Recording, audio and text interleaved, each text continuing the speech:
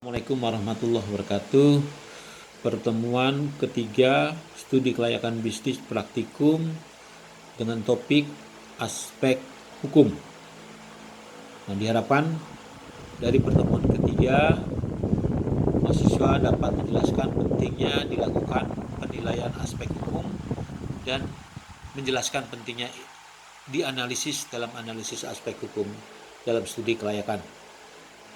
Pokok bahasan adalah aspek hukum, ya.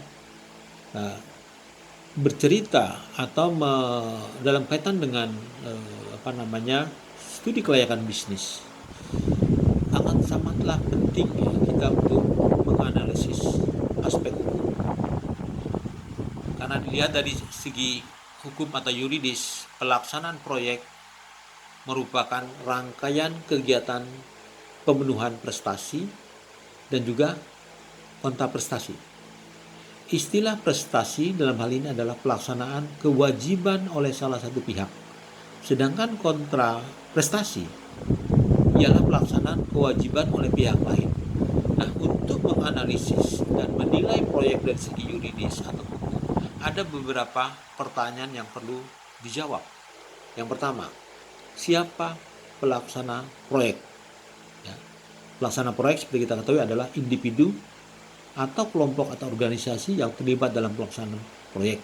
Nah, ini disebutnya dalam hal ini ya disebut dengan sponsor proyek.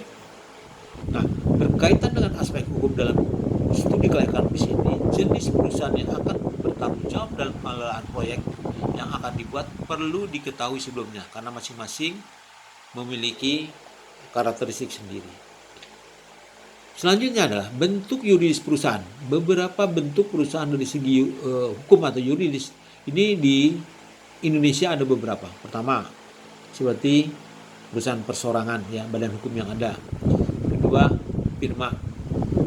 Ketiga ada namanya CP atau perseroan komaniter.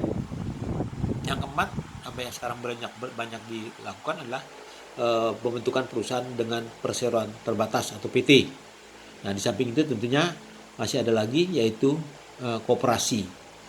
Nah, kemudian dalam kaitan dengan ini, pertanyaan yang kedua adalah proyek apa yang akan dilaksanakan. Ada beberapa sisi yang perlu dianalisis untuk mengetahui jenis usaha yang akan dibuat. Misalnya mengenai bidang usaha. Kemudian mengenai fasilitas. Ya, kalau dalam proyek dilaksanakan ini ada biasanya fasilitas yang diberikan ya, baik oleh pemerintah ataupun dalam kaitan dengan fasilitas yang lain. Selanjutnya yang ketiga adalah gangguan lingkungan.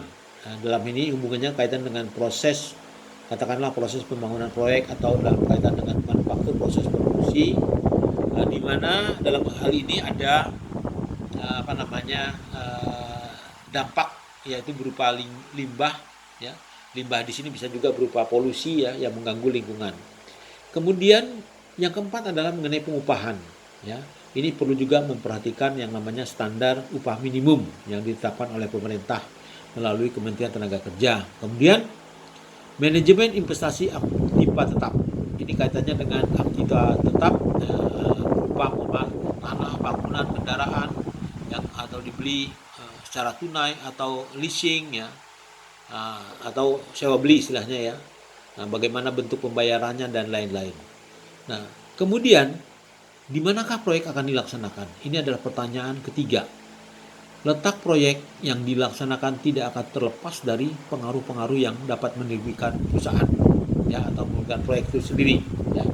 Misalnya ada dalam kaitan dengan hal ini fokus proyek ini bisa saja dilaksanakan terkait dengan perencanaan wilayah ya.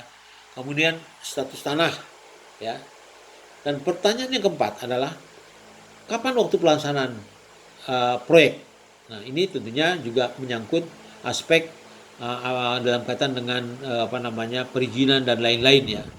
Selanjutnya adalah bagaimana cara pelaksanaan proyek. Ya. Apakah nanti dalam hal ini ada permodalan yang diberikan oleh pihak tertentu ya dan lain-lain. Demikian untuk topik yang ketiga ini. Terima kasih.